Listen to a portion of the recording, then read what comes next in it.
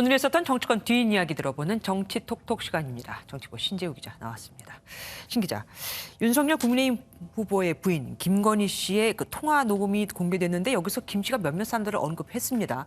그 흑폭풍이 또 만만치 않아요.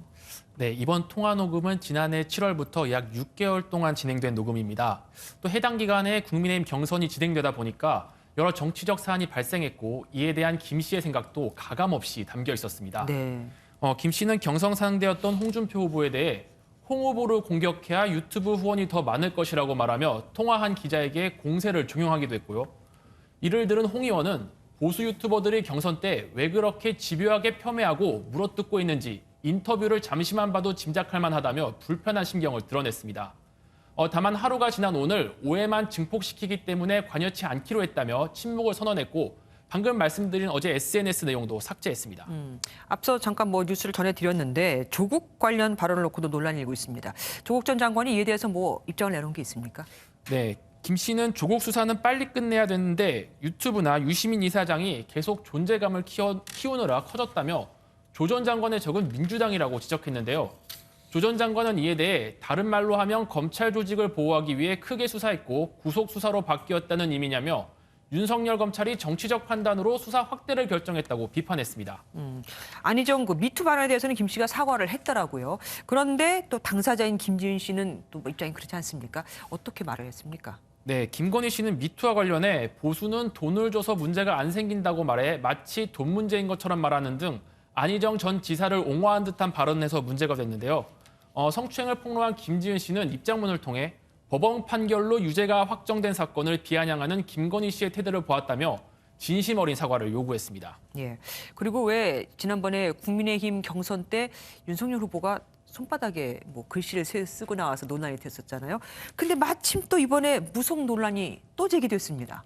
네, 이번에는 그 건진법사라는 명칭을 쓰는 전모 씨가 국민의힘 선대본부 하부 조직인 전국 네트워크위원회에서 일하며 후보의 업무 전반에 관여했다는 보도가 나왔습니다. 국민의힘 선대위는 전 씨가 전국 네트워크위원회에 몇 차례 드나든 바는 있지만 고문으로는 임명된 적이 없다고 부인했습니다. 그분은 여기 직책이나 이런 거 전혀 맡고 계시지도 않고 무슨 일정 메시지를 이런 제가 기사를 봤는데 참 황당한 얘기입니다. 예. 이재명 민주당 후보는 사실이 아니라고 믿고 싶다면서도 샤먼이 정치적 의사결정을 미치는 일이 있어서는 안 된다고 거듭 강조했습니다. 21세기 현대사회 핵미사일이 존재하는 이런 나라에서는 샤먼이 그런 결정을 또는 그런 결정에 영향을 미치는 일이 절대로 있어서는 안 됩니다. 그리고 요즘 정치권에서는 가벼운 공약이죠. 생활 밀착형 공약이라고도 말을 하던데 그런 게 굉장히 많이 인기를 얻고 있어요. 그런데 국민의힘에서 이번에 59초 공약? 그런 걸 또 내놨다면서요. 네, 앵커님은 나이를 누군가 물어볼 때 만 나이로 대답을 하시나요? 아니면 한국 나이로 대답을 하시나요? 나이 들어서는 한국 나이로 합니다. 어려 보이려고 애쓴다는 말 듣기 싫어서. 네, 맞습니다. 이렇게 누군가가 이렇게 나이를 물어볼 때 좀 고민이 되시는 게 사실일 텐데 예. 국민의힘 선대위에서는 만 나이로 나이셈법 기준을 통일하겠다는 공약의 유튜브를 발표했습니다. 그래서 올해로 대표님 몇 살이죠? 38? 아니 36이요. 아우 복잡해. 이제 통일할 때도 된 거 아니야? 국제 표준에 맞춰 통일하는 걸로 바꿔볼까요? 일상생활에서 여러 나이를 쓰면서 발생하는 혼선을 이렇게 바로 잡겠다는 취지라고 말했습니다. 제 입장에서는 제가 좀 어릴 때 이런 게 나오지 나이 들어서 소용없을 때 나오니 좀 아쉽긴 합니다. 그리고 최근 허경영 국가혁명당 후보에 대한 불만이 나왔다고 하던데 어떤 거에 대해서입니까? 네, 시청자 여러분들도 한 번쯤은 받아보셨을 법한 바로 이 전화 때문입니다.